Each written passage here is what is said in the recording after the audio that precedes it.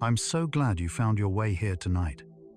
Right now, even as you rest, your brain is preparing to build entire worlds you'll explore in sleep. Landscapes, conversations, impossible physics, all constructed from memory and imagination. You'll discover how your subconscious architects these dream realities and understand why some nights you realize you're dreaming while still inside the dream. Welcome to Psychology for Sleep. Now settle in. You're in your safe space while your brain quietly prepares for tonight's journey. Organizing memories, clearing mental clutter, getting ready to create. Allow yourself this moment of peace. We'll journey through 100 psychology facts about lucid dreams and the subconscious mind. From the moment you first fall asleep and what happens in your brain, to how awareness can bloom inside a dream, to the bridge between waking consciousness and sleeping worlds. This thoughtful journey through consciousness builds bridges between searching minds.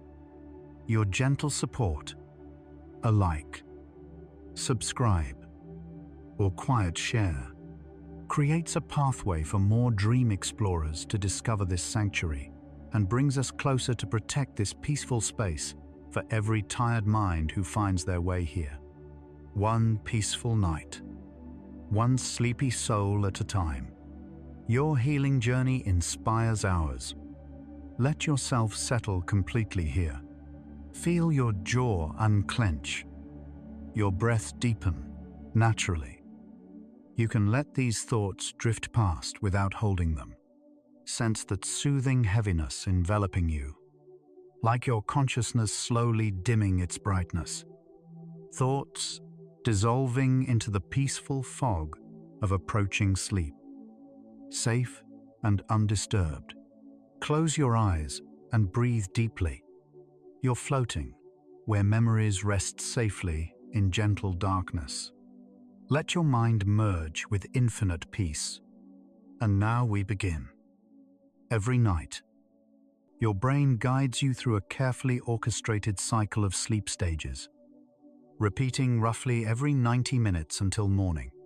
Sleep isn't one uniform state of rest. It's a dynamic journey through distinct phases, each with its own purpose and brainwave pattern. Scientists identify these stages using electroencephalography, or EEG, which measures the electrical activity of billions of neurons firing in coordinated rhythms. As you drift from wakefulness into sleep, your brain waves slow down, shifting from the quick beta waves of alert thinking to the gentler alpha waves of relaxation, then deeper into theta and delta waves as sleep deepens. Understanding this architecture is essential because lucid dreams, those rare moments when you know you're dreaming, occur during one very specific stage. Your brain is preparing for that journey right now, settling into patterns it has repeated thousands of times before. The first stage of sleep is like standing at the threshold of a doorway. Stage 1, or N1, sleep, lasts only a few minutes. As you transition from wakefulness, your muscles begin to relax. Your breathing slows, and your eyes make slow rolling movements beneath your lids. Brain waves shift from active beta patterns to slower theta waves, creating a drowsy, drifting sensation. You might experience sudden muscle jerks called hypnic jerks, those startling twitches that sometimes feel like you're falling. These are completely normal as your nervous system shifts gears. During N1, you're easy to wake, often unsure whether you are truly asleep or just deeply relaxed. This twilight zone between waking and sleeping lasts only about 5 to 10 minutes in a typical cycle. A brief transitional moment before deeper sleep begins to embrace you. Stage 2, or N2 sleep, is where you spend nearly half of your total sleep time each night. Your body temperature drops slightly, your heart rate slows, and your muscles relax more deeply.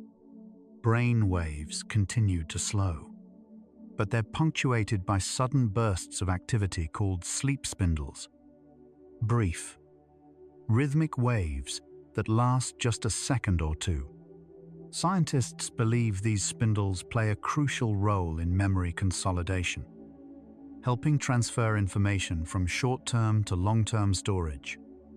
K complexes, another distinctive wave pattern, also appear during N2, possibly protecting your sleep from external disturbances.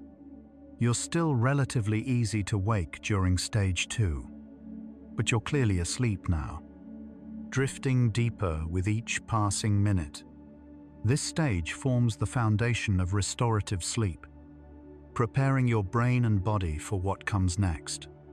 Deep sleep, also called slow wave sleep, or N3, is the most physically restorative phase of your night. Your brain waves slow dramatically into delta waves, large, rolling patterns that look almost hypnotic on an EEG. Blood flow decreases to your brain and increases to your muscles, allowing physical repair and growth. Your body releases growth hormone, repairs tissues, strengthens your immune system, and clears metabolic waste that accumulated during waking hours. During deep sleep, it's very difficult to wake you. If someone manages to rouse you, you'll feel groggy and disoriented, as if pulled from the bottom of a well. Dreams can occur during N3, but they tend to be fragmented, vague, and less vivid than those you'll experience later in the cycle. Deep sleep dominates the first half of the night. Then comes REM sleep, rapid eye movement sleep, the stage where lucid dreams are born. Discovered in 1953 by Eugene Aserinsky and Nathaniel Kleitman, REM sleep was revolutionary because it shattered the assumption that sleep was a passive, uniform state. During REM, your eyes dart rapidly beneath your closed lids. Your brain becomes almost as active as when you're awake, and your body enters a state of temporary paralysis called atonia. This paralysis is protective. It prevents you from physically acting out your dreams. Your breathing becomes irregular. Your heart rate and blood pressure fluctuate, and your brain consumes oxygen and glucose at rates similar to waking. REM sleep is where most vivid, narrative dreams occur, and it's the stage where the boundary between consciousness and dreaming becomes most permeable. Lucid dreams almost always happen here. Your first REM period of the night is brief, lasting only about 10 minutes, occurring roughly 90 minutes after you fall asleep. As the night progresses, REM periods grow longer and deeper, sleep periods grow shorter. By morning, your REM stages can last 30 to 60 minutes, which is why your most vivid, memorable dreams tend to occur in the early morning hours, just before waking. This ultradian rhythm, the 90-minute cycle repeating 4 to 6 times per night, is your brain's natural architecture. Each cycle is a journey. Light sleep, deep sleep, back to lighter sleep, then REM. Understanding this rhythm helps explain why lucid dreams are more common in the second half of the night. When REM dominates and your sleeping brain edges closer to waking consciousness without fully crossing the threshold. The brain structures most active during REM sleep reveal why dreams feel so emotionally intense and visually rich. The amygdala, your emotional processing center becomes highly active, which explains why dreams often feel charged with fear, joy, anxiety, or wonder. The visual cortex lights up intensely, creating the vivid imagery you experience. Meanwhile, the prefrontal cortex, responsible for logic, self-awareness, and critical thinking, shows reduced activity during typical dreams. This explains why bizarre or impossible events in dreams don't trigger the thought, "Wait, this doesn't make sense." You accept flying, talking animals, or shifting locations without question because the part of your brain that questions reality is essentially offline. Lucid dreaming, fascinatingly, involves partial reactivation of this prefrontal region while you remain asleep, a delicate balancing act between dreaming and awareness. Neurotransmitters orchestrate the transitions between sleep stages like chemical conductors. During waking hours, neurotransmitters like norepinephrine, serotonin, and histamine keep your brain alert and focused. As you drift into non-REM sleep, these wake-promoting chemicals decrease, while GABA, an inhibitory neurotransmitter, increases, calming neural activity and ushering you into deeper states. During REM sleep, a fascinating shift occurs. Acetylcholine levels surge, while serotonin and norepinephrine drop to nearly zero. Acetylcholine activates the brain areas responsible for dreaming, memory processing, and the rapid eye movements that give this stage its name. This unique neurochemical signature creates the conditions for vivid dreams. Recent research suggests that subtle variations in this chemical balance might explain why some people naturally experience lucid dreams more frequently. Their prefrontal cortex remains slightly more active, even as acetylcholine floods their sleeping brain. Dreams aren't random noise or meaningless mental static. Your sleeping brain is actively processing the day's experiences, consolidating memories, working through emotions, and making unexpected connections between seemingly unrelated information. Think of it as your mind's overnight filing system, sorting what to keep, what to discard, and where to store important information.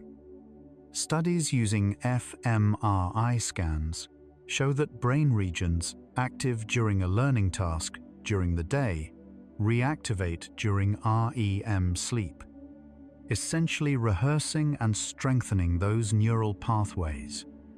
Dreams often incorporate fragments of recent experiences, conversations, images, emotions, but they blend them with older memories and abstract concepts, creating narratives that feel both familiar and strange. This creative recombination isn't accidental.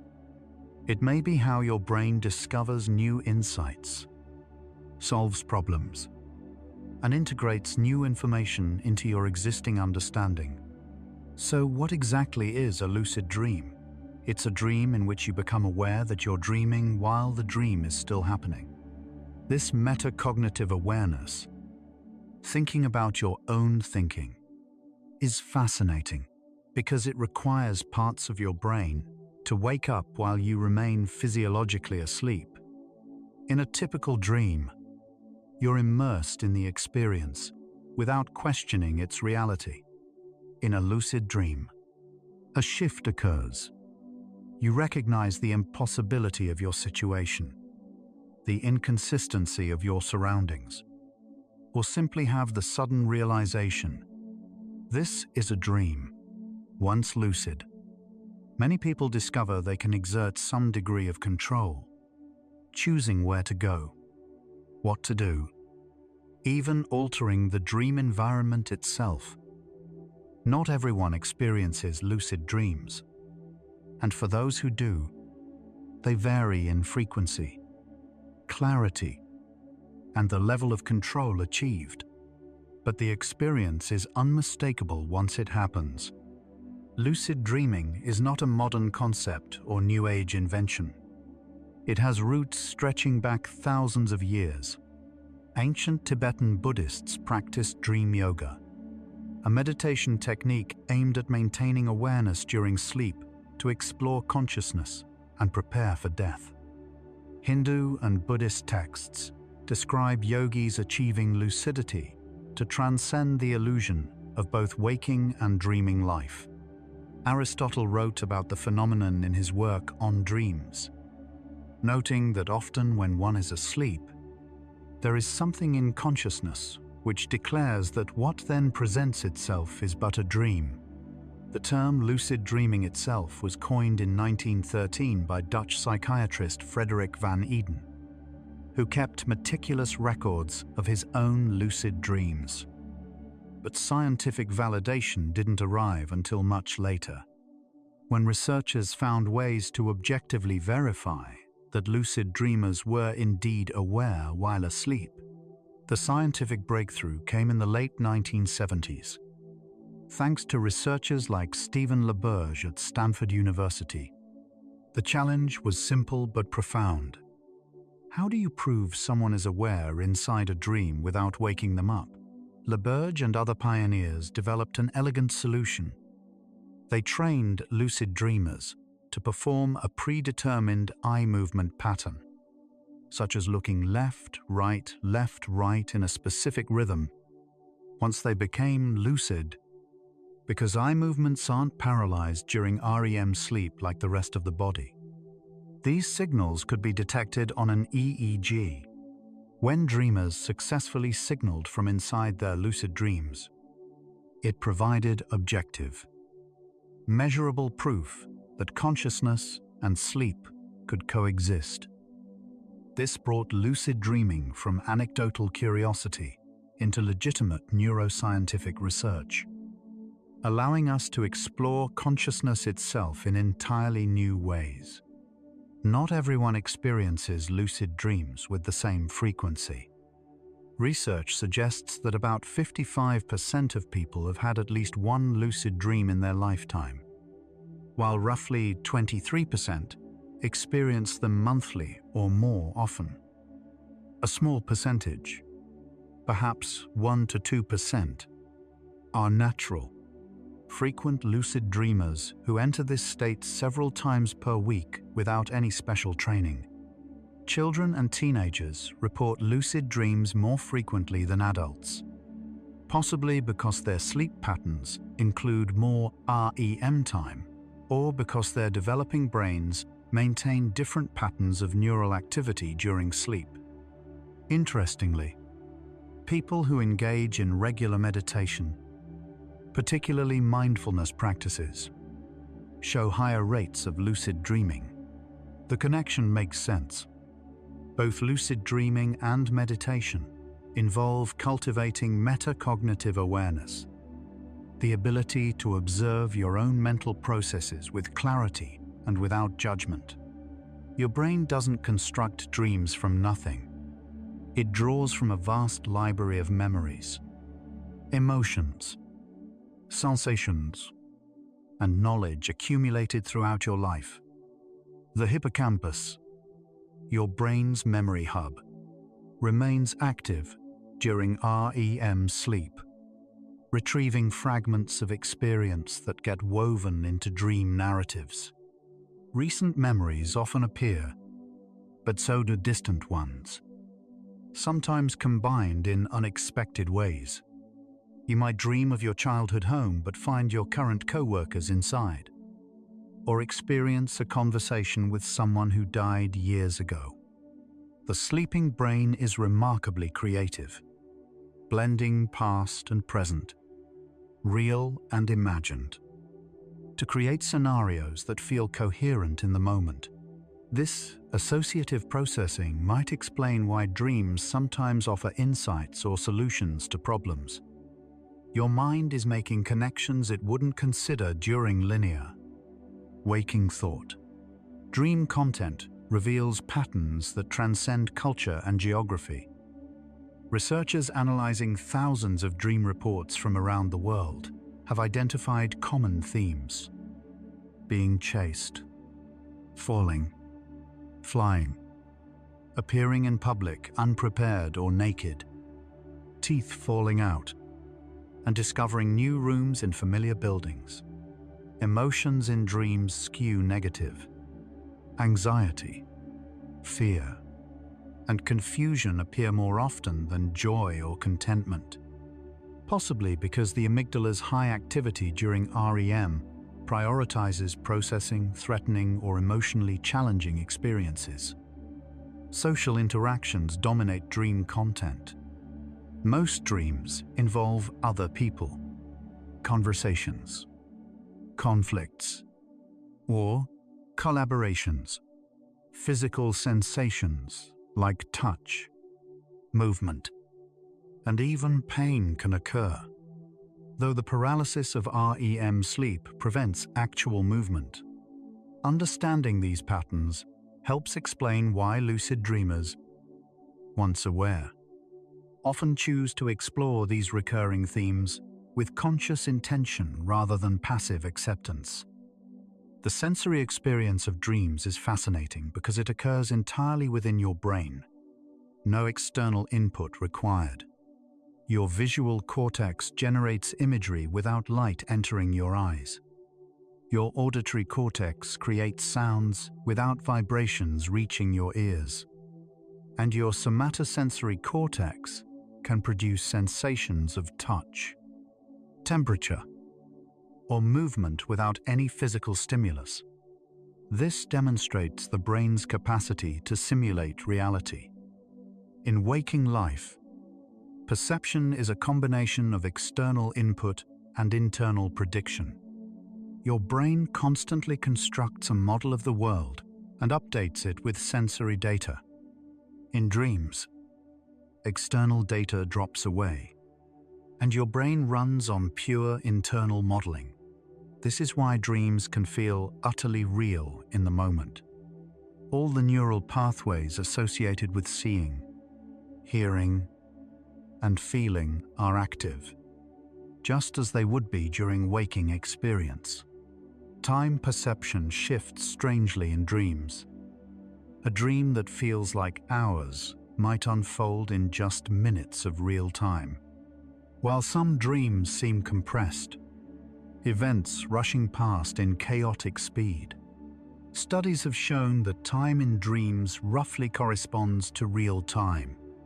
If you dream of an activity that would take 5 minutes in waking life, it probably takes about 5 minutes in the dream. But your subjective experience of duration can feel distorted. Memory plays a role here. Upon waking, you remember highlights and emotionally charged moments, losing the mundane transitions, which creates the illusion that more or less time passed. In lucid dreams, some practitioners report being able to deliberately slow down or speed up their perception of time, though whether this reflects actual neural processing speed or simply altered memory encoding remains an open question.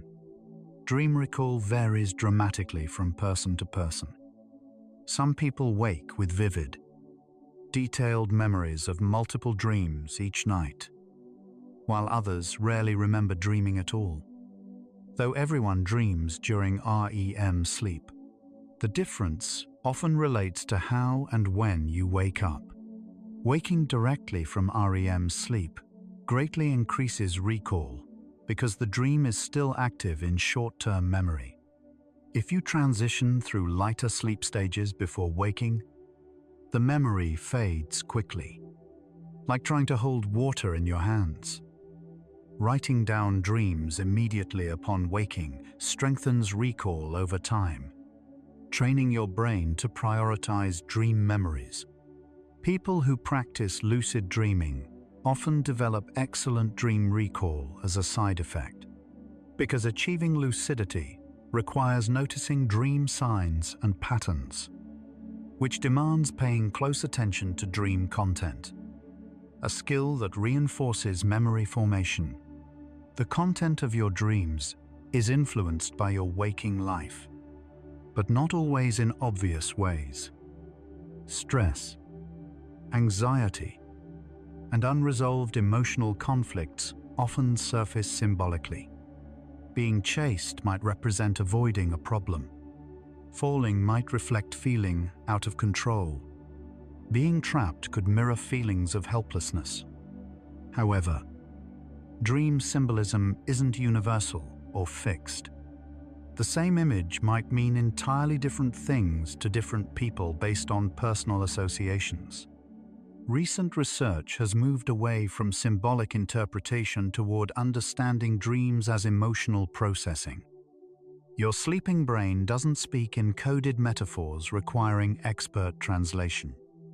It's actively working through feelings and experiences using the language of imagery, narrative, and sensation. When you become lucid within a dream, this processing continues. But now you can participate consciously, potentially confronting fears, exploring desires, or simply observing the subconscious at work. Nightmares are intense, frightening dreams that wake you up, often with lingering feelings of fear, dread, or distress. They're more common during childhood but persist into adulthood for many people, particularly during times of stress, trauma, or anxiety. Nightmares occur during REM sleep, which is why they're often vivid and emotionally powerful. The amygdala's heightened activity during REM can amplify fear responses, creating scenarios that feel genuinely terrifying. For some people, nightmares become recurring, replaying similar themes or situations repeatedly. This is where lucid dreaming shows particular clinical promise. If you can recognize you're in a nightmare, you can potentially change the outcome, confront the threat, or simply wake yourself up. Research into lucid dreaming as a treatment for recurrent nightmares, especially those related to PTSD, has shown encouraging results. Sleep paralysis is a phenomenon closely related to REM sleep and lucid dreaming, though it's often frightening rather than fascinating. During REM, your voluntary muscles are temporarily paralyzed to prevent you from acting out dreams. Occasionally, you might wake up while this paralysis is still active, finding yourself fully conscious but unable to move or speak. This can last from a few seconds to a couple of minutes, often accompanied by hallucinations, shadowy figures, pressure on your chest, sounds, or a sense of menacing presence. These hallucinations occur because your brain is in a hybrid state, mixing waking consciousness with the dream-generating mechanisms of REM. Understanding the science helps reduce fear. You're not in danger. You're simply experiencing a temporary mismatch between sleep stages. Some lucid dreamers deliberately induce this state as an entry point into lucid dreams, transforming fear into opportunity. The boundary between waking and dreaming is thinner than you might think. In rare neurological conditions, this boundary blurs in striking ways. People with narcolepsy, for instance, experience sudden intrusions of REM sleep into waking life, falling asleep without warning, experiencing sleep paralysis while awake, or having vivid hypnagogic hallucinations at sleep onset. Conversely, some people experience REM sleep behavior disorder, where the normal muscle paralysis fails, causing them to physically act out dreams, sometimes violently. These conditions reveal that waking and sleeping aren't binary opposites, but complex brain states with overlapping features. Lucid dreaming exists at this intersection, combining the consciousness of waking with the physiological state of REM sleep. It's a natural demonstration that awareness and dreaming aren't mutually exclusive. They can coexist in the same moment. Emerging research over the past few years has revealed that lucid dreaming might involve a distinct neural signature. Brain imaging studies show that when someone becomes lucid, specific areas of the prefrontal cortex, particularly the dorsolateral prefrontal cortex, reactivate, even while the person remains in REM sleep. This region is associated with self-awareness, working memory, and executive function, skills suppressed during normal dreaming. Essentially, lucid dreamers recruit waking like neural networks without leaving the dream state. Additionally, studies have found increased gamma wave activity, 30 to 100 Hz, in the frontal and temporal regions during lucid REM sleep, a pattern not seen in non-lucid REM. This gamma activity might represent the neural correlate of conscious awareness within the dream. Understanding these patterns is helping researchers develop techniques to induce lucidity more reliably and explore consciousness at its most mysterious boundary. The subconscious mind, the part of your mental processing that operates below conscious awareness, is most visible in dreams. During waking hours, your conscious mind dominates. You make decisions, solve problems, and direct attention. But beneath this surface, the subconscious continuously processes information, regulates bodily functions, stores memories, manages emotions, and notices patterns you're not consciously aware of. Dreams provide a window into this hidden realm. The bizarre logic, sudden shifts, and emotional undercurrents of dreams reflect subconscious processing, unfiltered by conscious control. In lucid dreams, something fascinating happens. Your conscious mind observes and interacts with the subconscious creations without fully waking up. You can watch your subconscious build dream environments, generate characters, and respond to your intentions in real time. It's like having a conversation between two parts of yourself that rarely communicate so directly. So how does your subconscious actually build a dream? It starts with activation. During REM sleep, the brainstem sends random electrical signals to the cortex, activating various brain regions. Your cortex, always seeking patterns and meaning, interprets these signals by drawing from memory, emotion, and sensory templates. It's called the activation synthesis hypothesis. The cortex synthesizes a coherent narrative from fragmented activation, but it's not entirely random. Recent experiences, emotional concerns, and unresolved thoughts influence which memories and associations surface. Your subconscious doesn't follow logic or time. It follows emotion and association. A thought about work might trigger a memory of school, which connects to a childhood friend, which blends into a composite dream scene containing elements of all three.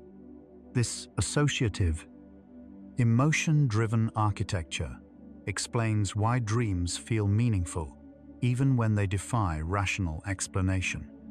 And when you become lucid, you witness this creative process unfold. Let's pause here and notice your body. As you breathe out slowly, appreciate each tiny cell working in silence, Trillions of processes happening without your command. Heart beating, lungs breathing, brain dreaming, even now. Preparing pathways for tonight's journey. Notice the gentle weight of your body sinking into the surface beneath you. The warmth of the blanket, the softness of the pillow. You are a complete system. Balancing, healing, dreaming, all on its own. Now we continue. Becoming lucid within a dream requires a specific cognitive shift, recognizing that your current experience is a dream, not waking reality. This recognition, this metacognitive awareness, is the defining moment of lucidity. But how does it happen? Research suggests several triggers. Sometimes, a dream becomes so bizarre that even your sleeping mind notices the impossibility. You might be flying, breathing underwater, or talking to someone who died years ago, and suddenly think, wait, this can't be real. Other times, you notice inconsistencies. Text that changes when you look away, clocks showing impossible times, or your hands looking strange. These dream signs act as cues that break through the dream's illusion. Training yourself to notice these signs during waking hours makes them more likely to trigger lucidity during sleep. One of the most effective techniques for inducing lucid dreams is called reality testing. The concept is simple. Regularly question whether you're dreaming throughout your waking day. Common reality tests include looking at your hands. In dreams, they often appear distorted. Reading text twice. It usually changes in dreams. Checking digital clocks. Dream clocks rarely show consistent time. Or trying to push your finger through your palm, which often succeeds in dreams. By performing these checks habitually when awake, especially after unusual events or transitions, you create a mental habit. Eventually, this habit carries over into your dreams. You'll perform a reality test while dreaming, discover you're in a dream, and become lucid. It's conditioning your metacognitive awareness to activate even when your prefrontal cortex is partially offline. Another powerful technique is called MILD, Mnemonic Induction of Lucid Dreams, developed by Stephen LeBurge in the 1980s. It combines intention setting with prospective memory, the ability to remember to do something in the future. Before sleep, you recall a recent dream in detail. Identify moments where you could have realized you were dreaming, and then rehearse becoming lucid in that scenario. As you drift towards sleep, you repeat a phrase like, "Next time I'm dreaming, I will remember I'm dreaming." This plants a mnemonic intention in your mind. When a similar dream scenario occurs, the intention activates, triggering lucidity. Studies show MILD can significantly increase lucid dream frequency with consistent practice. It works because it leverages the brain's natural memory systems, turning lucidity into something you remember to do rather than something you hope randomly happens. VBTB, or wake back to bed, is one of the most scientifically validated techniques for inducing lucid dreams. The method is straightforward. Set an alarm to wake yourself after about 5 to 6 hours of sleep, right in the middle of a REM-rich period. Stay awake for 20 to 60 minutes, engaging in quiet activities related to lucid dreaming, such as reading about lucidity, reviewing your dream journal, or practicing visualization. Then return to sleep with the intention to become lucid. Why does this work? Waking during a REM-heavy part of the night increases the chance that you'll enter REM sleep quickly when you return to bed. Your brain is primed, your awareness slightly elevated, and the boundary between waking and dreaming becomes easier to navigate consciously. Dream journaling is foundational to lucid dreaming practice. Keeping a notebook or recording device beside your bed and writing down every dream you remember upon waking has multiple benefits. First, it dramatically improves dream recall over time. Your brain learns that dreams matter and prioritizes their memory. Second, it helps you identify your personal dream signs, recurring themes, or patterns unique to your subconscious. Maybe you frequently dream of your childhood home, or specific people appear repeatedly, or certain impossible events occur. Recognizing these patterns during waking analysis makes them more likely to trigger lucidity when they appear in future dreams. Dream journaling also deepens your relationship with your inner life, making the boundary between conscious and subconscious more permeable and collaborative rather than mysterious and separate. Recent research into external stimulation during REM sleep has opened new possibilities. Studies have shown that subtle cues, specific sounds, lights, or even gentle vibrations delivered during REM can sometimes penetrate the dream without waking the sleeper. In one fascinating experiment, researchers played a specific sound during participants' waking reality testing practice. When the same sound was played during REM sleep, it increased the likelihood of lucidity. The brain recognized the cue as associated with the question, "Am I dreaming?" Other studies have explored using REM detection devices that sense rapid eye movements and deliver gentle cues at optimal moments. While this technology is still emerging and not universally effective, it represents a promising frontier, using external signals to communicate with the dreaming brain and nudge it toward awareness. Once you become lucid, the dream doesn't automatically stabilize. Many new lucid dreamers report waking up almost immediately from excitement or disbelief. Learning to maintain lucidity requires practice and specific techniques. One common method is spinning. If the dream starts to fade, spinning your dream body can reactivate sensory engagement and stabilize the scene. Another is rubbing your hands together, which creates sensory feedback that anchors your awareness in the dream environment. Looking at your hands or the ground can also help, as can verbally commanding the dream to stabilize by saying, "Clarity now," or "Increase lucidity." These techniques work because they engage your senses and intention within the dream, reinforcing the neural patterns that sustain both REM sleep and conscious awareness simultaneously.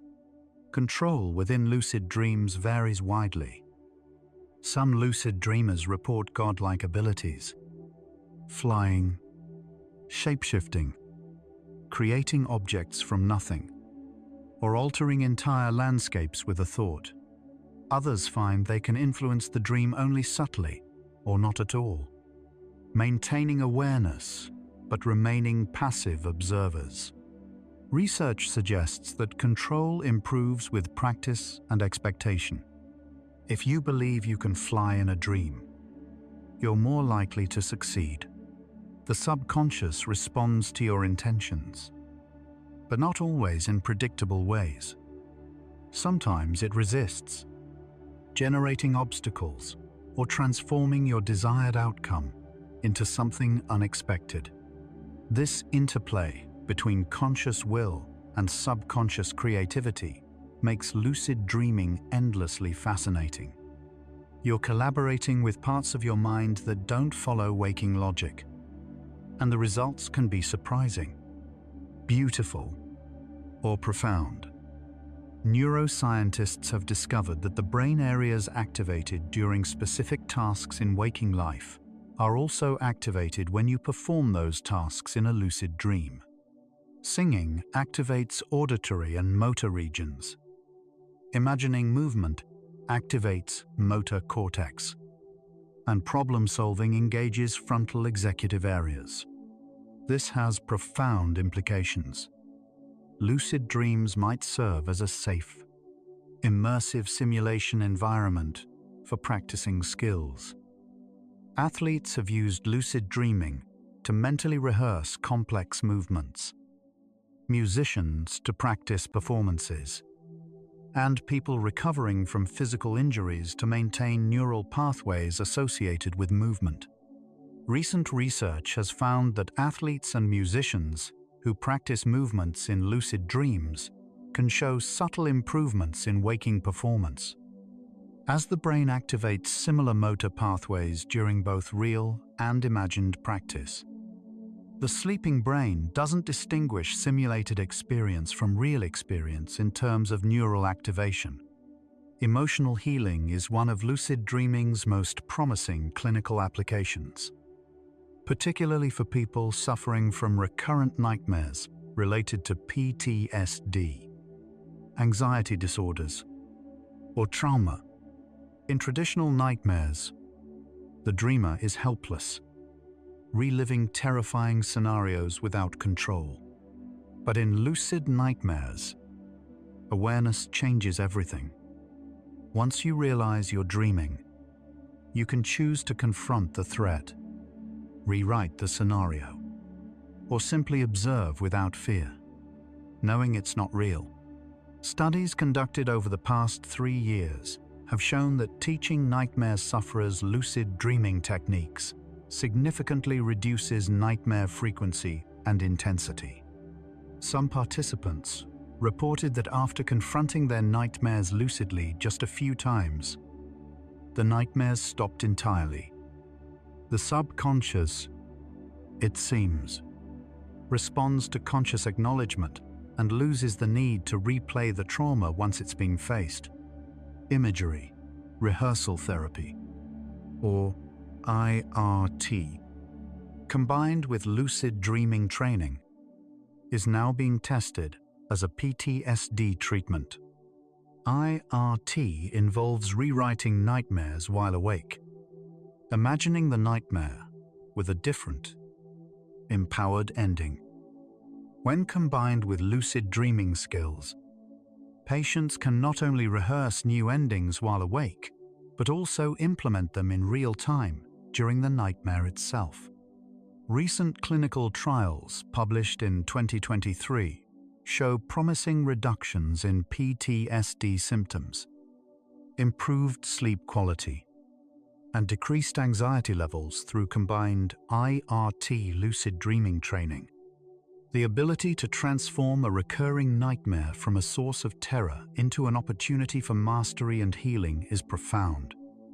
It's as if lucid dreaming gives sufferers a tool to rewrite traumatic memories at their most visceral, emotional level, not by denying them, but by actively reshaping the subconscious narrative. Creativity and problem-solving often flourish in lucid dreams, because the dreaming brain makes unusual associations and ignores conventional logic. It can generate ideas that the waking mind might dismiss as impossible or impractical.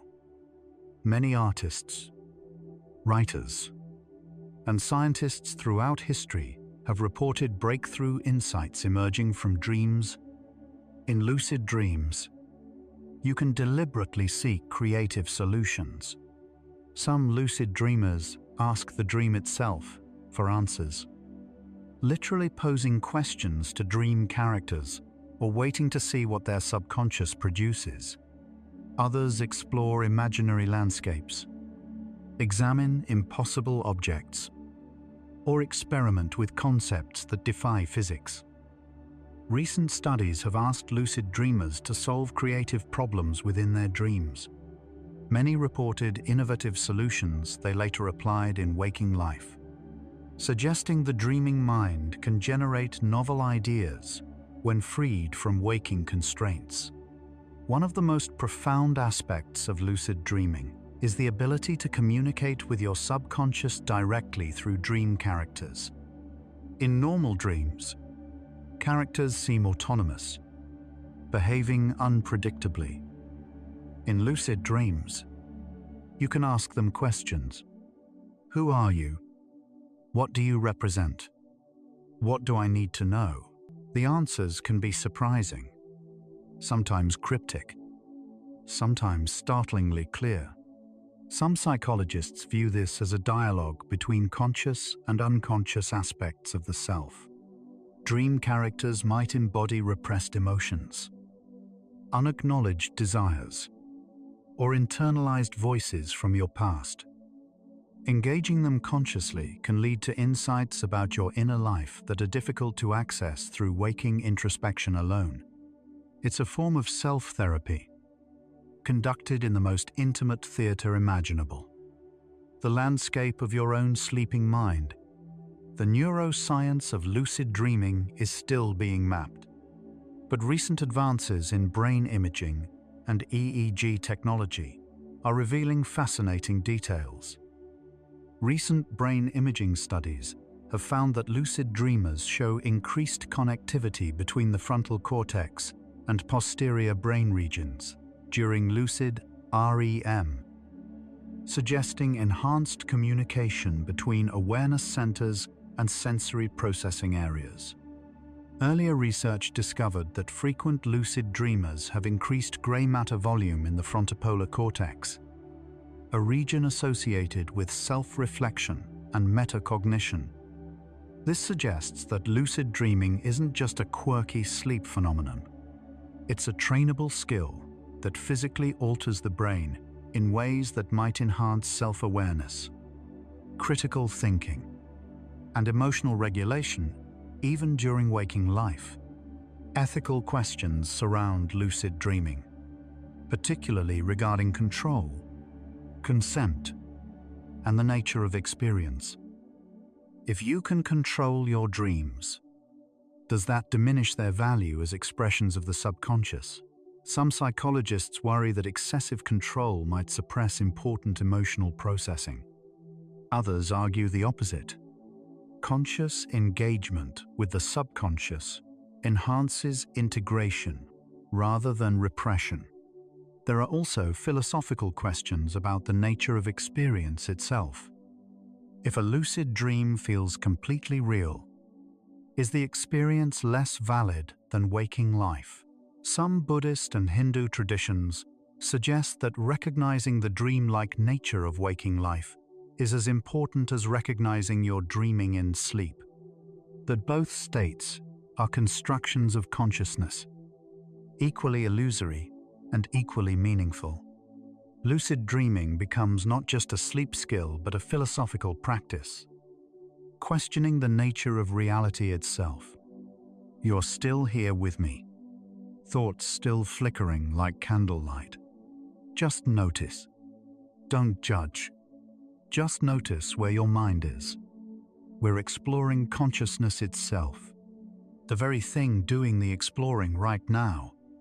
Strange, beautiful, and perfectly calm.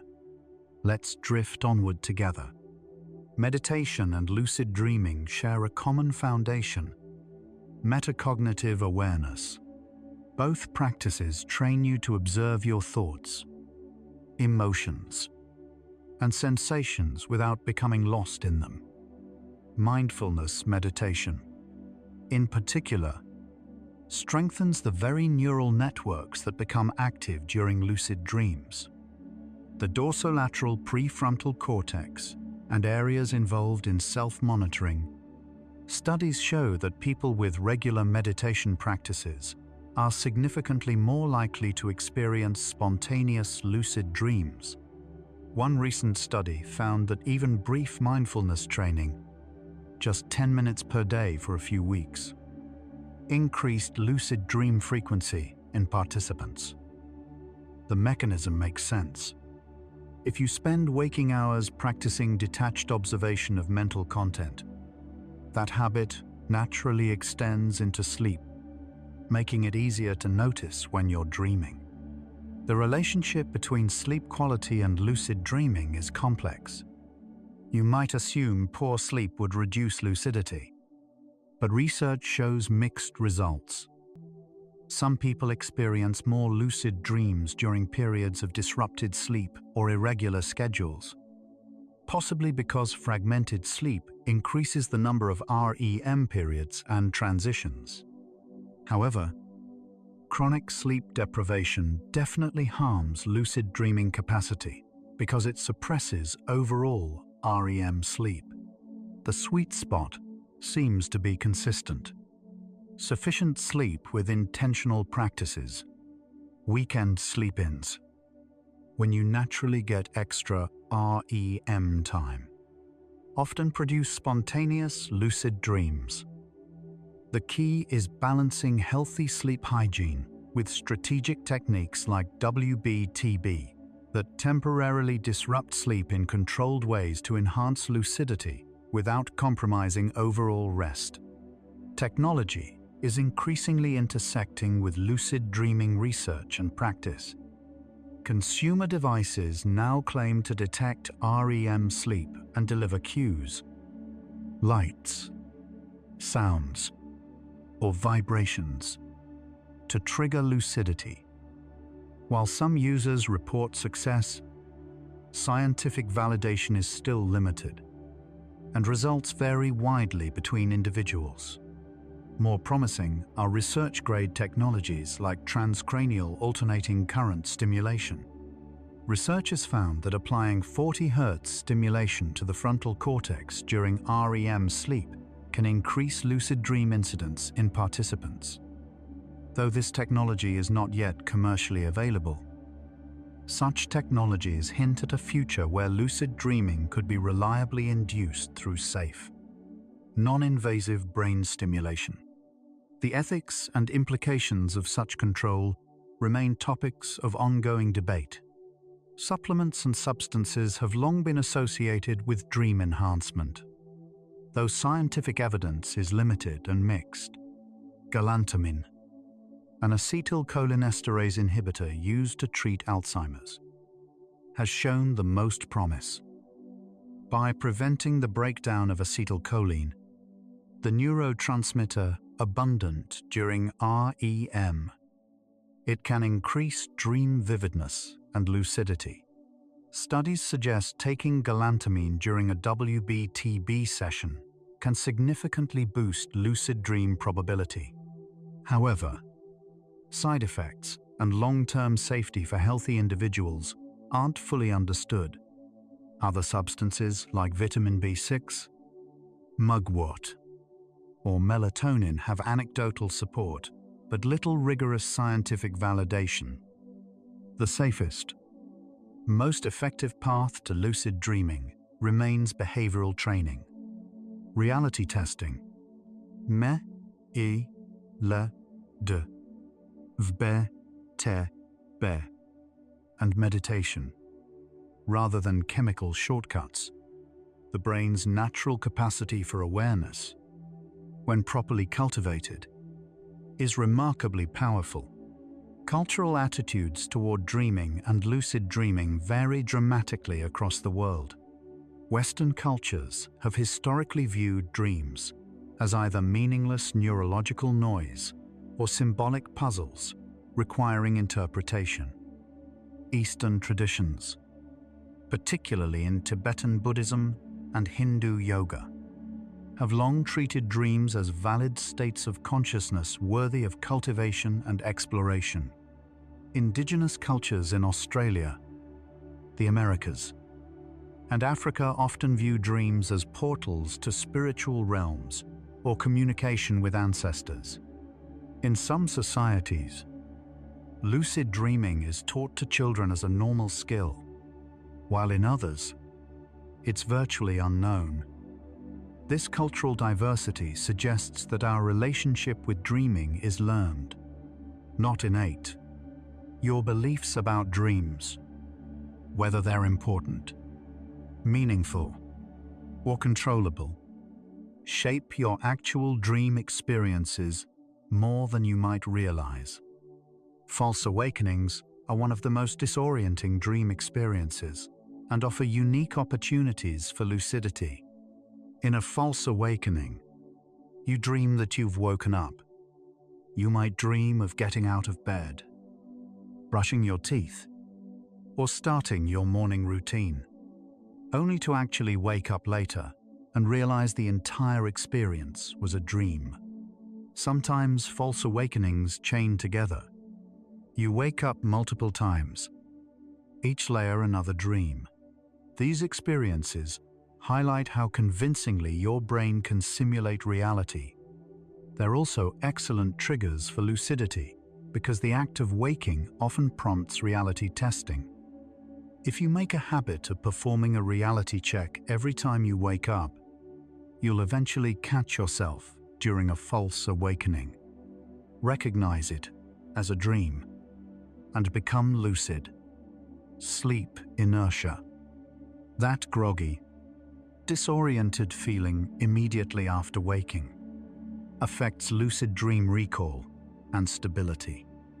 When you wake abruptly from a lucid dream, you're transitioning rapidly between very different brain states. The memory of the lucid dream can feel incredibly vivid for a few seconds, then fade rapidly unless you actively recall and record it. This is why keeping a dream journal within arm's reach is crucial. The faster you capture the details, the more you retain. Some lucid dreamers practice staying still upon waking, eyes closed, mentally reviewing the dream before moving or opening their eyes. This technique helps bridge the gap between dreaming and waking memory, preserving the experience before it dissolves into forgetfulness. Dream vividness and recall often increase during pregnancy, particularly in the third trimester. Hormonal changes, altered sleep patterns, and frequent nighttime awakenings contribute to more fragmented REM sleep and emotionally intense dreams. Pregnant individuals often report vivid dreams related to birth, the baby, or anxieties about motherhood. Some use lucid dreaming as a tool to work through these anxieties, practicing calm responses to stressful scenarios or visualizing positive birth outcomes. There's no evidence that lucid dreaming poses any risk during pregnancy. In fact, it may offer psychological benefits by providing a safe space to process the profound emotional and physical changes occurring. The dreaming mind becomes a rehearsal space for the waking transformation ahead. Children naturally experience more frequent lucid dreams than adults, though they often don't have the language to describe them. Young children's sleep includes more REM time, and their prefrontal cortex is still developing, creating a unique neurological environment where boundaries between waking and dreaming are more fluid. Children often report flying dreams, magical abilities, and awareness that it's just a dream without formal training. However, nightmares are also more common in childhood, and teaching children basic lucid dreaming concepts, like recognizing impossible events or choosing to change scary dreams, can empower them with tools to manage fear. Simple phrases like, "It's okay," "This is a dream," "You're safe," and "You can change," it can transform a child's relationship with nightmares, reducing anxiety and improving sleep quality for the whole family. Halfway through our journey, the pattern becomes clear.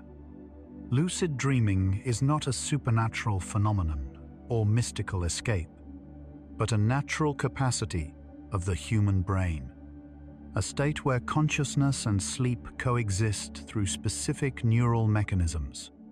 Your subconscious builds dreams from memory, emotion, and random activation. weaving them into narratives that feel real, because the same brain regions that process waking reality are active. Lucidity emerges when metacognitive awareness, the ability to observe your own thoughts, activates during REM, often through trained habits like reality testing or intentional techniques like MILD and WBTB. The dreaming mind isn't a passive observer of random images. It's an active constructor of experience. And with practice, you can learn to participate consciously in that construction, collaborating with your subconscious in ways that can heal, inspire, and transform. Take a slow breath and feel this moment. Right now, your body rests in physical space, anchored by gravity. But your mind can wander anywhere.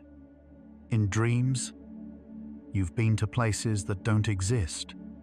You've spoken to people who aren't there.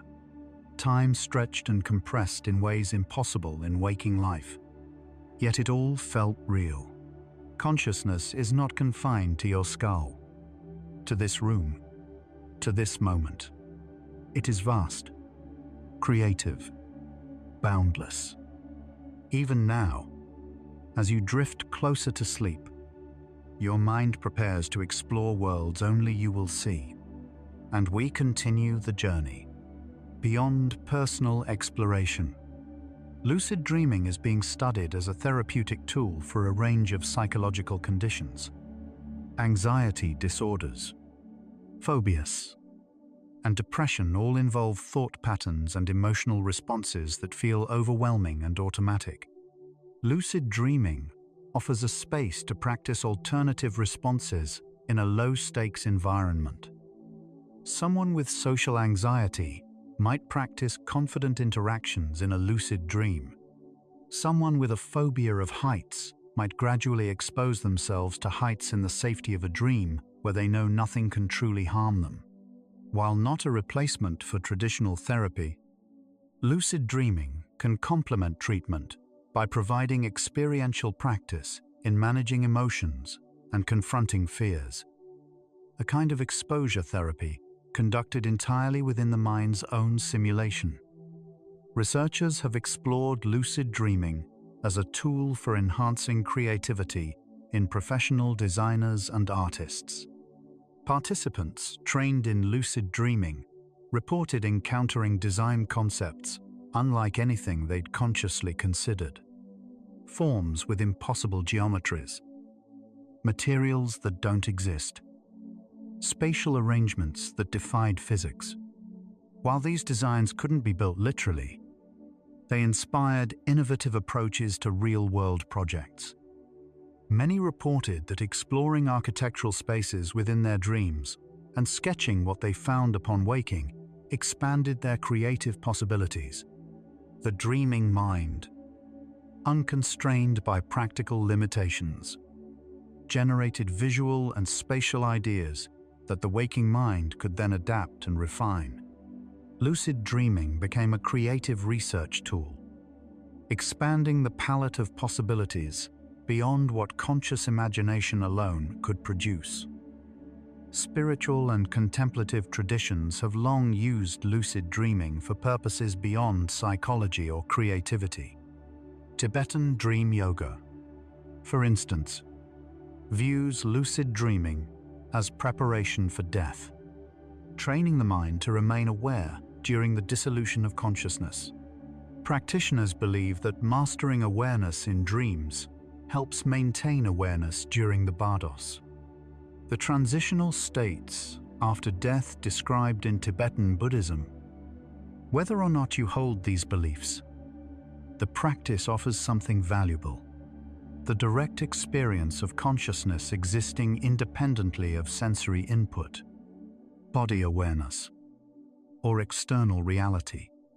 Lucid dreams confront you with the question, if all of this is generated by my mind, what else might be? The phenomenology of lucid dreaming, what it actually feels like, varies widely Some people describe a hyperreal clarity, where colors are more vivid, sensations more intense, and awareness sharper than waking life. Others report a more subdued experience, knowing they're dreaming but not feeling significantly different from normal dreams.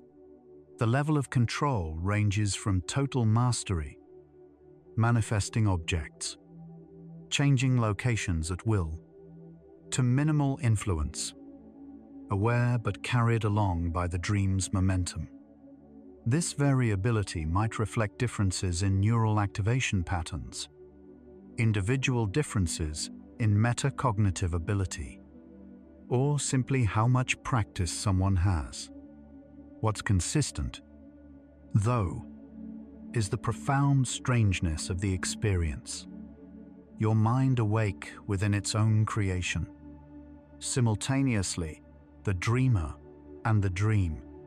One unexpected benefit of lucid dreaming practice is improved waking metacognition, the ability to observe and regulate your own thoughts and emotions in daily life. People who regularly practice lucid dreaming often report feeling more present, more aware of their mental states, and better able to catch themselves in negative thought spirals or automatic reactions. The skill of asking, "Is this real? Is this a dream?" transfers into asking, "Is this thought helpful?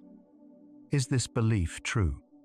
The boundary between sleeping and waking awareness blurs in productive ways. Training your mind to question reality in dreams makes you better at questioning assumptions, biases, and habitual patterns in waking life, a kind of cognitive flexibility training. Researchers have begun exploring whether lucid dreamers can communicate with the outside world while dreaming, a concept that sounds like science fiction but is grounded in real experiments. Since eye movements aren't paralyzed during REM, lucid dreamers can signal through predetermined eye movement patterns. But newer studies have gone further. In 2021, researchers successfully asked yes-no questions to lucid dreamers using auditory cues and received correct answers through eye signals. Some participants even performed simple math problems while lucid. This two-way communication opens intriguing possibilities. Imagine being able to ask a sleeping person questions, receive answers, and guide their dream experiences in real time. The boundary between waking and dreaming communication, once thought impermeable, is becoming increasingly porous. Gender differences in dreaming and lucid dreaming have been studied, though findings are mixed.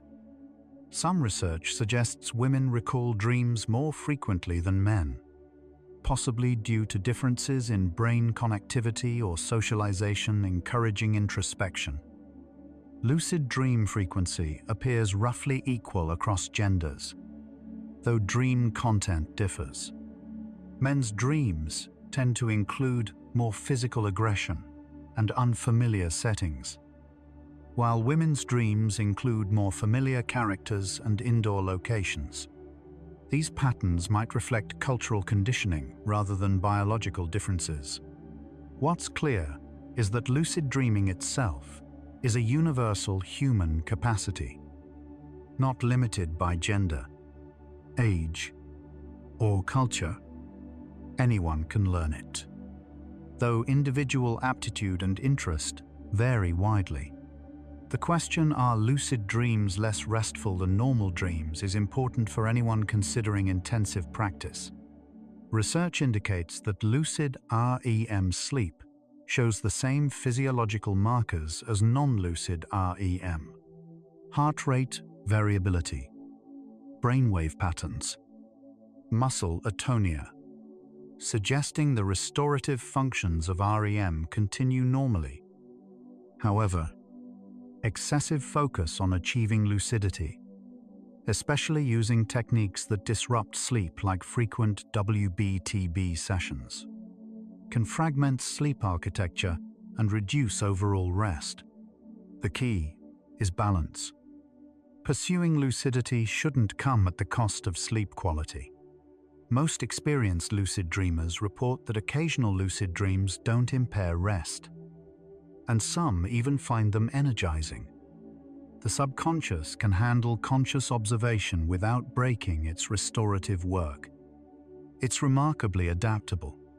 Recurrent dreams, dreams with repeated themes, settings, or narratives, often signal unresolved emotional content that the subconscious is trying to process. These dreams can persist for years, sometimes decades, replaying similar scenarios with slight variations. Lucid dreaming offers a unique opportunity to address recurrent dreams directly. Once you recognize you're in a familiar recurring dream, you can consciously engage with it differently, asking what it represents, confronting the central conflict, or deliberately changing the outcome.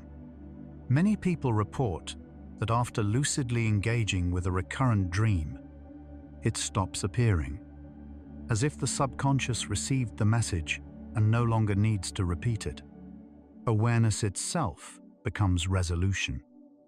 The relationship between memory and dreaming is bidirectional.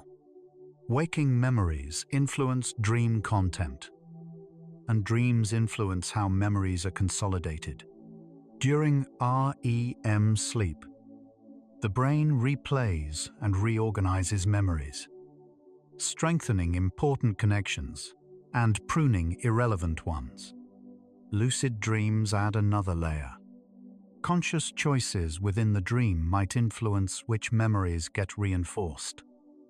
If you deliberately practice a skill in a lucid dream, you're actively engaging neural pathways associated with that skill, potentially enhancing memory consolidation.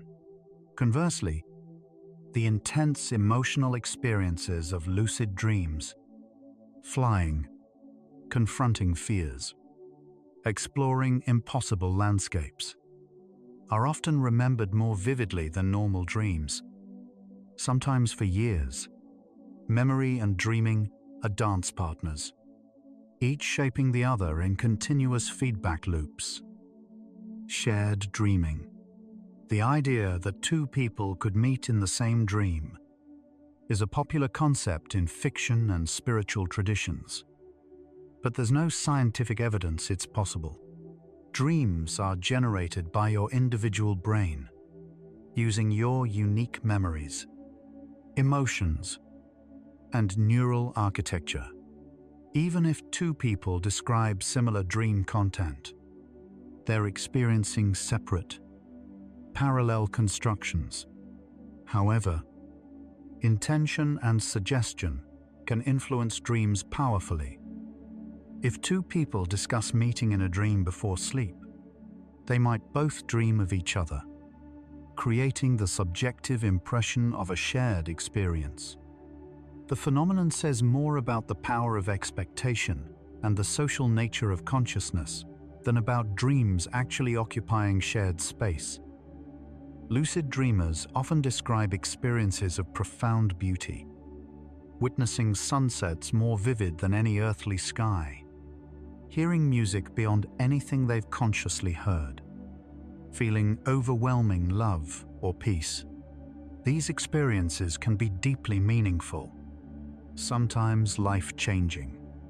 Neuroscientifically, they likely result from the brain's reward centers, activating intensely during REM, combined with the prefrontal cortex's reactivation, allowing conscious appreciation. The dreaming brain can generate peak aesthetic and emotional experiences without external input, revealing that transcendence isn't something external we encounter, but something internal we generate.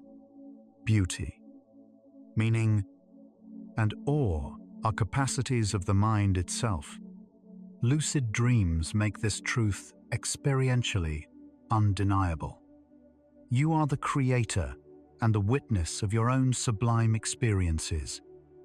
The phenomenon of dream characters who seem autonomous, intelligent, and separate from the dreamer raises fascinating questions about the self. In lucid dreams, you can converse with dream characters who surprise you with their responses, display knowledge you didn't consciously know you had, or behave in ways that feel genuinely independent. Some psychologists view these characters as dissociated aspects of the self, different sub-personalities, internalized voices, or unconscious knowledge surfacing. Others see them as emergent properties of neural activation, complex enough to simulate otherness. Either way, the experience reveals the multiplicity within consciousness. You are not a single, unified self, but a dynamic coalition of processes. And dreams make this hidden plurality visible. Time dilation in lucid dreams, where subjective experience stretches beyond objective time, has been tested experimentally. Researchers asked lucid dreamers to estimate 10 seconds using counting while lucid, then signal with eye movements. The actual elapsed time closely matched 10 seconds, suggesting that time perception in lucid dreams tracks waking time fairly accurately. However, the complexity and richness of experience within that time can feel vastly expanded. This might relate to how memory encoding works. Waking memories are selective, compressing uneventful moments.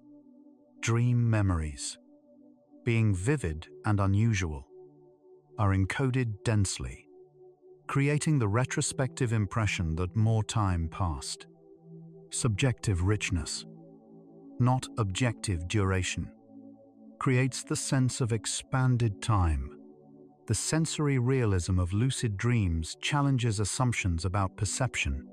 In waking life, we assume that vivid, detailed sensory experience requires external input. But lucid dreams prove that the brain can generate experiences indistinguishable from reality using only internal processes. You can feel textures, taste food, smell flowers, hear music, all without any sensory receptors being stimulated. This has profound implications for understanding consciousness. Perception isn't a passive recording of the external world. It's an active construction. Your brain builds a model of reality and usually constrains it with sensory data. In dreams, the constraints disappear, revealing the generative power underneath. What you experience as the world is always, to some degree, a creation of your mind. Anxiety and excitement can both disrupt lucid dreaming, though for different reasons. Anxiety about achieving lucidity can create performance pressure that inhibits the very relaxation needed for sleep and dreaming. Conversely, excitement upon becoming lucid can trigger arousal that wakes you up immediately. Experienced lucid dreamers learn emotional regulation within dreams, staying calm when lucidity dawns, accepting the dream state without grasping or rejecting. This parallels mindfulness meditation, observing experience without attachment, remaining equanimous. The more you can greet lucidity with gentle acknowledgement rather than excitement or fear, the more stable and prolonged your lucid dreams become. Equanimity is both a skill and a gift of lucid dreaming practice. Some people experience lucid dreams that transition into out-of-body experiences, or OBS, or sleep paralysis. The phenomenology overlaps but differs. In a lucid dream, you're aware within a dreamscape.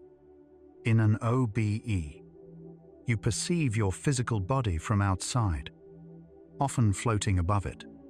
In sleep paralysis, you're awake but immobilized, often with hallucinations. Neuroscientifically, these might all involve similar brain states.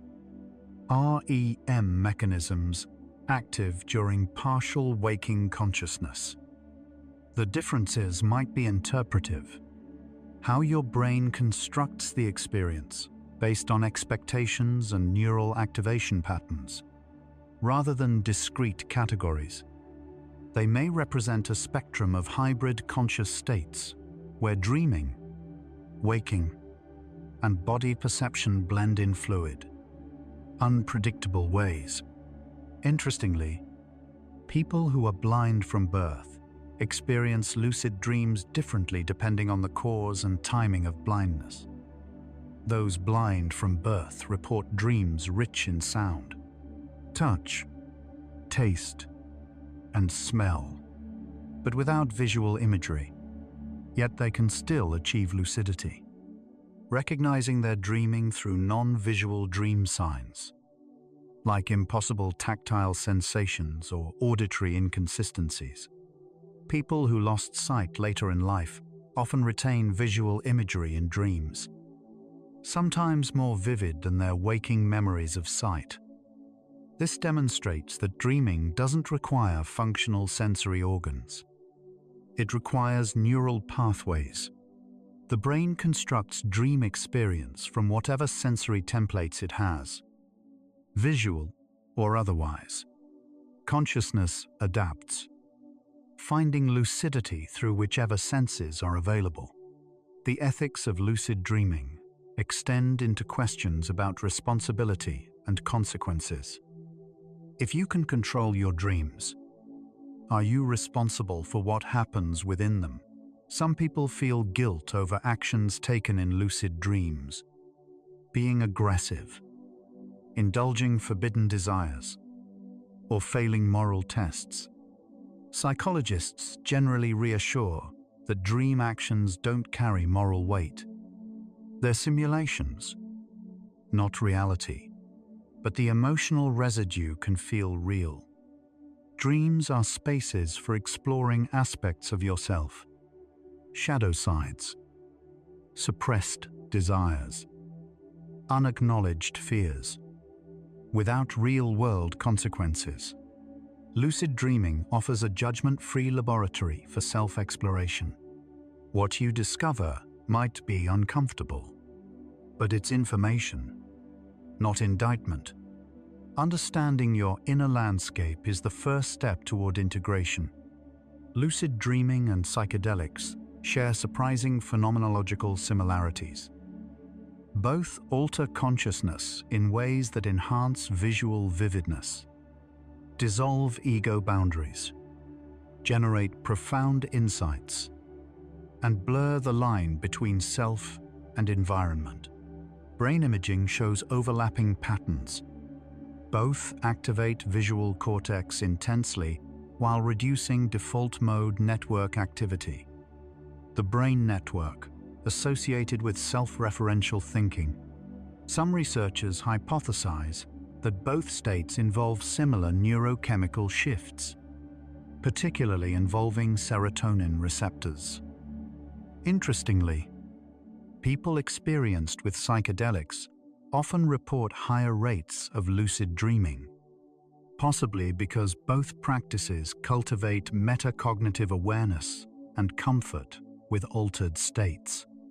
The sleeping brain, it seems, can naturally access consciousness modes that psychedelics induce chemically, revealing the mind's intrinsic capacity for self-transformation. The healing potential of lucid dreaming extends beyond nightmares and PTSD into chronic pain management. Small preliminary studies suggest that people with chronic pain might reduce pain perception by altering their dream body or environment while lucid. Because pain has both physical and psychological components, actual tissue damage, and the brain's interpretation of that signal, changing the interpretation during lucid dreaming might offer temporary relief. While not a cure, It offers another tool in the complex challenge of managing persistent pain, using the mind's creative power to reshape suffering. Participants in early studies reported reduced pain intensity and improved sleep quality after practicing pain management visualization in lucid dreams. Interestingly, lucid dreaming might improve waking empathy and social cognition, because dream characters often surprise you, responding in ways you didn't consciously plan. Interacting with them can feel like genuine social engagement. Some lucid dreamers report that conversations with dream characters help them understand other perspectives, practice difficult conversations, or rehearse empathy. Since dream characters likely represent aspects of yourself or internalized models of others, these interactions might strengthen the neural networks involved in theory of mind, imagining what others think and feel. Practicing social skills in the low-stakes environment of a lucid dream could translate into improved real-world relationships. The dream becomes a social laboratory, refining your capacity for connection. As lucid dreaming research advances, questions about enhancement and equity arise. If technologies or pharmaceuticals reliably induce lucid dreams, who will have access? Will lucid dreaming become a luxury for those who can afford devices or training? Will there be pressure to optimize even our sleeping hours for productivity? Using lucid dreams for skill practice, problem solving, or creative work. These concerns echo broader debates about cognitive enhancement and the commodification of consciousness. Ideally, lucid dreaming remains accessible to anyone willing to invest time in practice. A democratized tool for self-exploration and healing. But as neuroscience advances, ensuring equitable access to emerging techniques will be crucial. Consciousness, in all its states, should not become stratified by wealth. Perhaps the deepest gift of lucid dreaming is existential. It teaches you that reality is constructed. Every night, your brain generates convincing, immersive worlds from nothing but neural firing. You inhabit those worlds fully, believing them real until you wake. Lucid dreaming adds awareness to this process, making you a conscious participant in creation. This experience naturally prompts philosophical questions. If the dreaming brain constructs reality so convincingly, how much of waking reality is also constructed? What role does consciousness play in shaping perception? Lucid dreaming doesn't answer these questions definitively, but it makes them personal, urgent, undeniable. You can't easily dismiss questions about reality once you've knowingly walked through self-created worlds.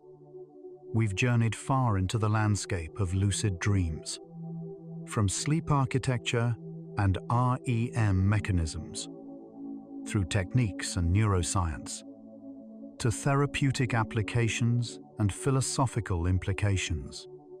The central insight remains: your subconscious builds dreams from memory, emotion, and neural activation. And with practice, your conscious mind can observe and participate in that process. Lucid dreaming isn't escaping reality. It's engaging more fully with the mind's creative power. It offers healing for trauma, practice for skills, exploration of consciousness, and glimpses of beauty that transcend waking life. Most importantly, it reveals that you are not a passive recipient of experience, sleeping or waking, but an active creator. And that realization, once felt deeply, changes everything about how you move through life.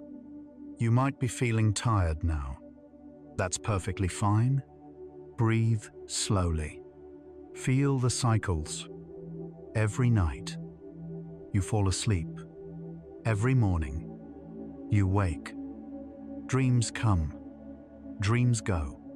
Consciousness fades. Consciousness returns. Like the moon phases. Like the tides. Like breath itself. Inhale. Exhale. Inhale. Exhale. You are part of that eternal rhythm. You don't need to hold on to anything. Let everything unfold in its perfect order, like planets silently rotating in their orbits. Unhurried, unresisting, simply existing. We're almost there now. Imagine your sleeping mind as an ocean. On the surface, waves rise and fall. The narratives of your dreams shifting constantly. Beneath, in the depths, currents move slowly. Your memories, your fears, your hopes. Lucid dreaming is like diving below the waves while still seeing the surface.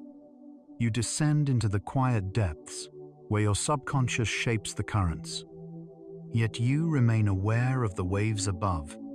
Both depths and surface belong to the same ocean. Both are you. In lucid dreams, you experience the wholeness, surface and depth, conscious and unconscious, dreamer and dream, united. Children dream without questioning. They fly. They transform. They accept the impossible as ordinary. Somewhere in growing up, we lose that fluidity. We learn that dreams aren't real, that only waking matters. Lucid dreaming is returning to that childhood wonder, but with adult awareness. You reclaim the freedom to fly, to explore, to transform, not through naivety but through understanding. You become the child who plays and the adult who remembers, simultaneously. That integration is healing in ways words struggle to capture. Every dream you've forgotten still shaped you. The neural pathways activated. The emotions processed. The memories consolidated. Even if waking consciousness never knew, your subconscious has been working silently every night of your life, organizing your inner world, preparing you for waking challenges. Lucid dreaming is simply learning to observe this work, to witness the nightly labor of integration. You don't have to change anything. Just watching, just noticing is enough. Your subconscious doesn't need direction. It needs acknowledgement, appreciation, trust. In dreams, time is flexible, space is fluid, identity is permeable. You can be yourself and someone else simultaneously. You can be nowhere and everywhere. These aren't errors or glitches. They're features. They reveal how consciousness actually works when freed from physical constraints. Waking life imposes rules. Time moves forward. Space is three-dimensional.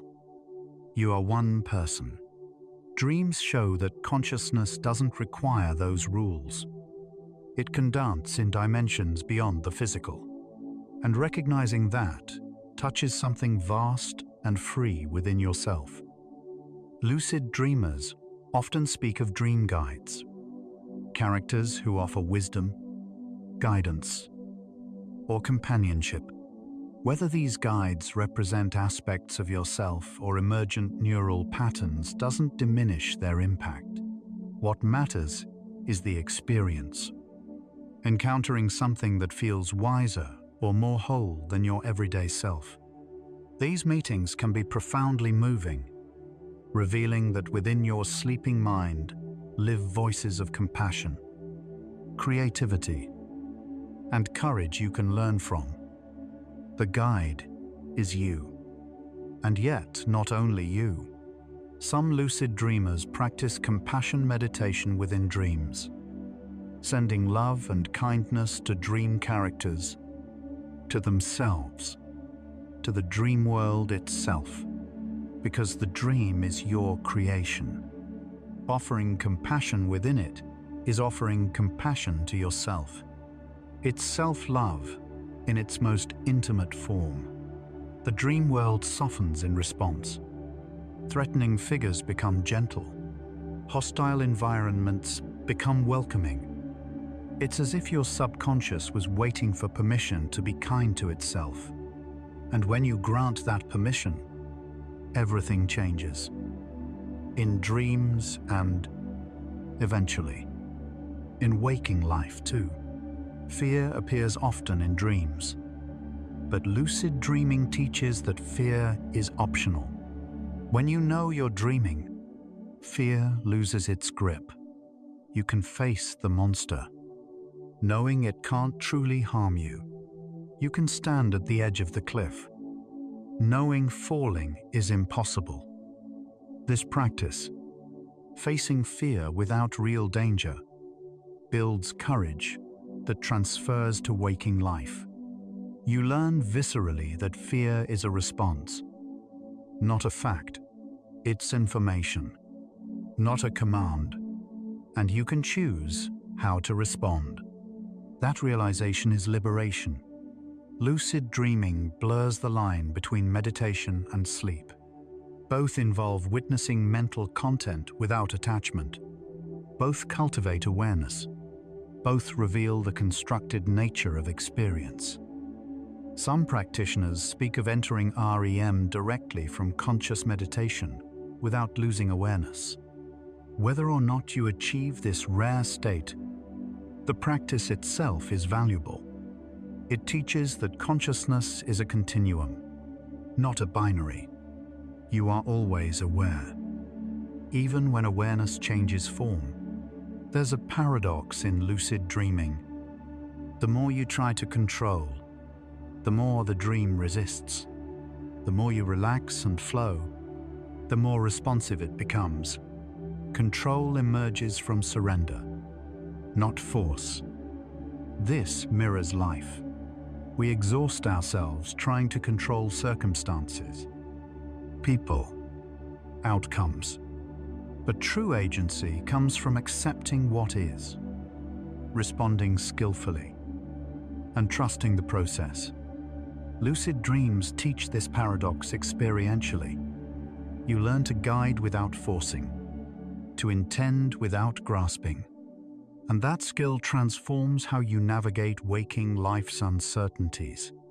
Every lucid dream is unique, unrepeatable, ephemeral. Even if you return to the same dream location, it's never quite the same. This impermanence mirrors life itself. Moments arise, exist briefly, and dissolve. Clinging creates suffering. Appreciation creates joy. Lucid dreamers learn to savor the experience while it lasts, knowing it will end. This cultivates a mindset of gratitude and presence, cherishing beauty not despite its transience but because of it. The dream teaches you to hold life lightly, to love deeply without clinging. When you wake from a lucid dream, there's often a moment of disorientation. Two realities briefly overlapping. Which one is real? The question lingers. Perhaps both are real in different ways. The dream was real as experience, as neural activity, as emotional content. Waking life is real as shared consensus, as physical consequence, as continuity, but both are mediated through consciousness. Both are interpreted through the brain. The difference is stability and shareability, not realness. Lucid dreaming makes this philosophical question personal. And in that questioning, something opens. Artists, musicians, and writers have long drawn from dreams. But lucid dreaming allows active collaboration with the subconscious. You can ask for a song, and your dreaming mind might compose one. You can explore an art gallery of impossible paintings. You can read books that don't exist in waking libraries. Some of this creative content survives the transition to waking, becoming inspiration for real works. The subconscious is an endlessly generative artist. Lucid dreaming gives you a pass to its studio. Your brain creates entire worlds while you sleep. Every night, landscapes emerge, conversations unfold, and characters appear, all generated from within. These dream worlds feel real in the moment, complete with sights, sounds, even physical sensations. Yet they vanish upon waking, like morning mist dissolving in sunlight. The sleeping brain is not resting passively but creating actively, exploring possibilities that waking life never offers. And in lucid dreams, you witness this creation consciously, marveling at the mind's endless capacity to imagine, to simulate, to dream. Loneliness can appear in dreams, but so can profound connection. In lucid dreams, you can choose to seek companionship, calling out for a guide, a friend, or simply a presence that feels safe. Often, one appears. These encounters can be deeply comforting, even life-changing. You realize you're never truly alone. Your subconscious holds companionship within itself. The connection you seek externally exists internally too. And recognizing that doesn't diminish the value of waking relationships. It enriches them. You bring wholeness to connection rather than emptiness seeking to be filled. So could lucid dreaming change how we understand consciousness? It already has. It demonstrates that awareness can persist across different brain states, that control and surrender can coexist, that the boundary between self and world is more fluid than we assume. Lucid dreaming is a natural laboratory for consciousness research, a state where subjective experience and objective measurement converge. Every lucid dream is an experiment in awareness, a data point in understanding what it means to be conscious, and millions of dreamers, each night, contribute to that exploration. The future of lucid dreaming research is bright. Scientists are mapping the neural signatures with increasing precision, developing better training protocols, exploring clinical applications, and even creating technologies to facilitate communication with dreamers in real time. Within decades, lucid dreaming might be as teachable and accessible as meditation is becoming now. Imagine a world where confronting nightmares, enhancing creativity, practicing skills, and exploring consciousness are normal parts of sleep hygiene. The sleeping third of our lives could become as rich and intentional as waking. But beyond techniques and applications, lucid dreaming offers something harder to quantify: wonder. In a world that often feels mechanistic and disenchanted, lucid dreams restore wonder. Not supernatural phenomena, but the profound mystery inherent in consciousness itself. You fly without wings. You create without tools. You explore without traveling. These experiences remind you that existence is fundamentally mysterious and miraculous. The ordinary brain, doing its nightly work, generates experiences beyond description. That realization, that the extraordinary is always already here, within you, is perhaps lucid dreaming's greatest gift.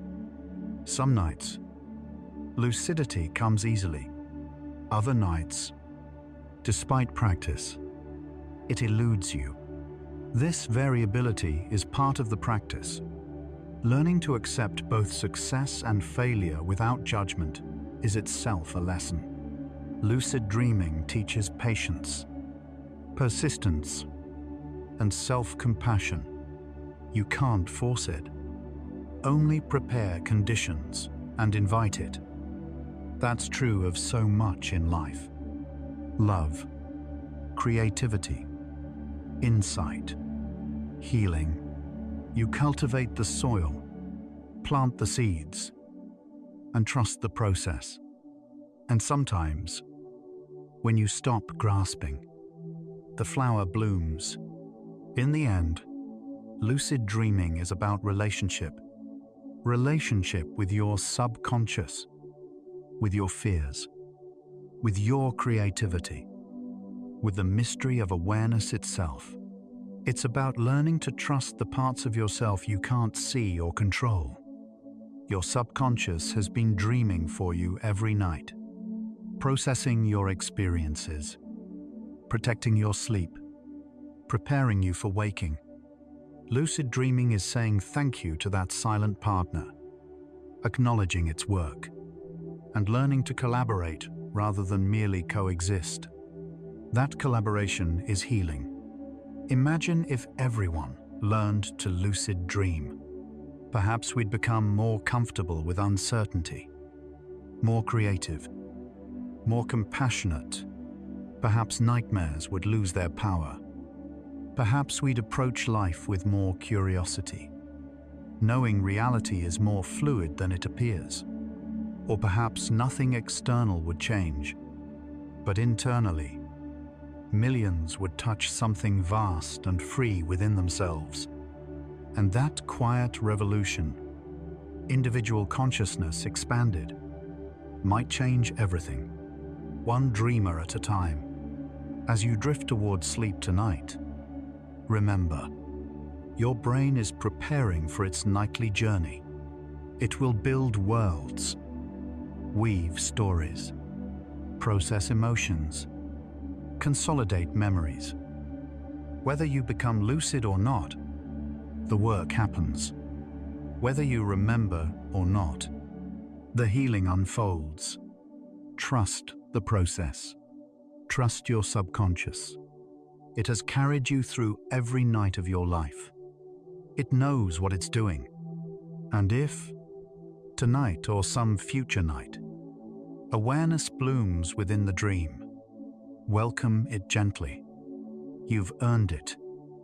The real question isn't how do I lucid dream, it's who am I when I'm lucid, because in that moment of awareness within sleep, you encounter yourself without the masks of waking life.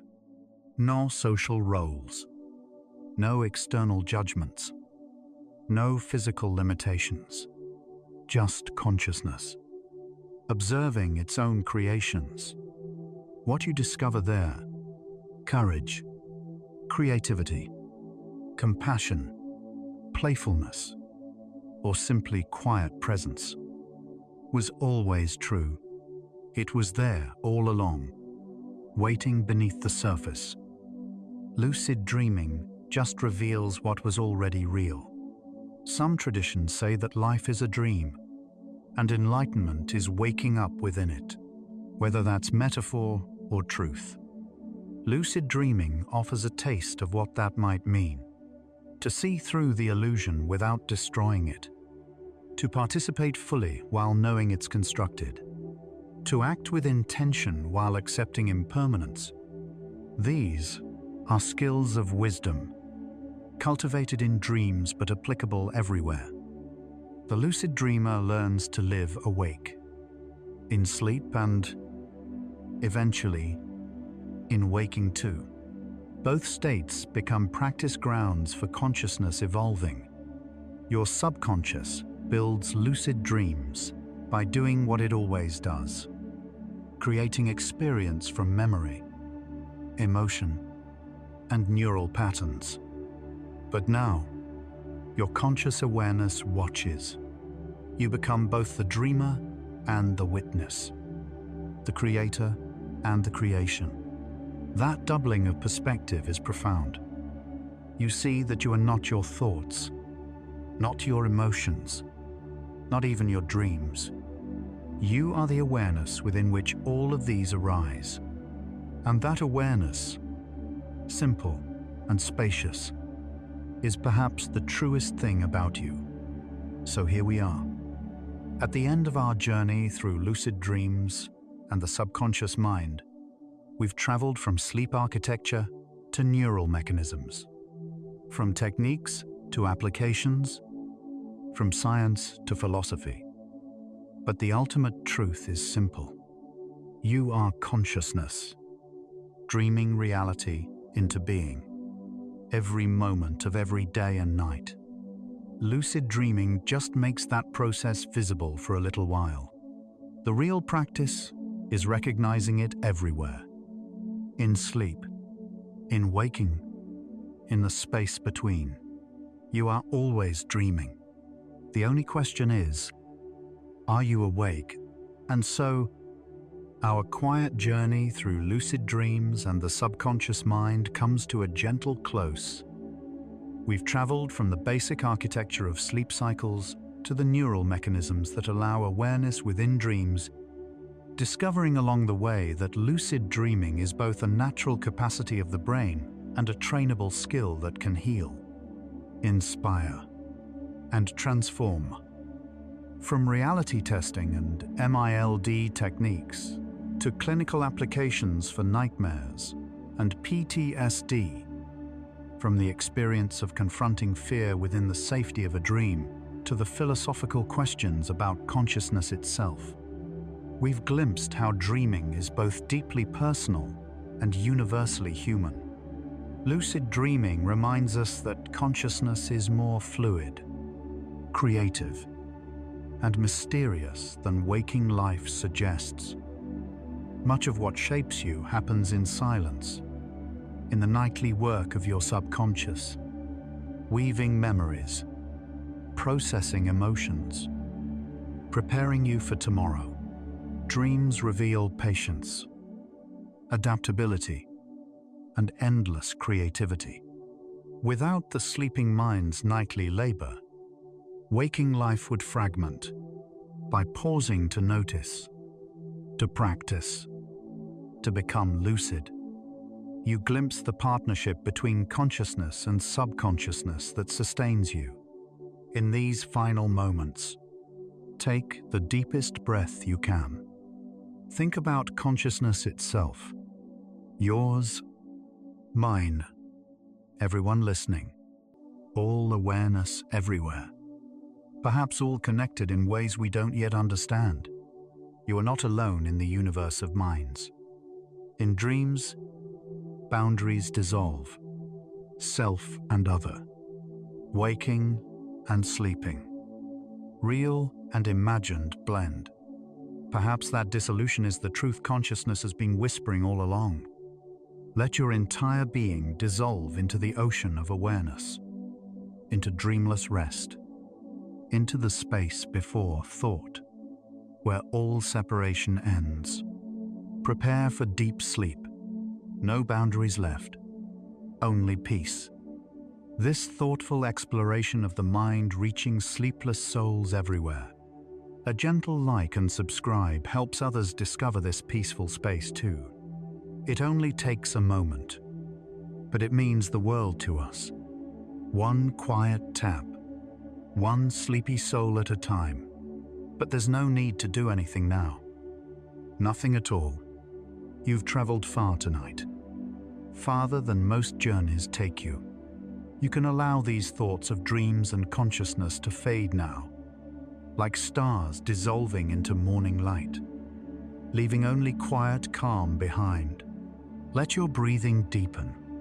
Let your body feel heavier, as if the bed is gently pulling you down into its embrace. If sleep comes, let it carry you like a river flowing to the ocean, smoothly, inevitably, into a realm where time and weight no longer matter. If your eyes are still open, the next video is waiting for you, ready to continue the journey. But if they're closed, stay there. Stay in the darkness that feels safe and warm.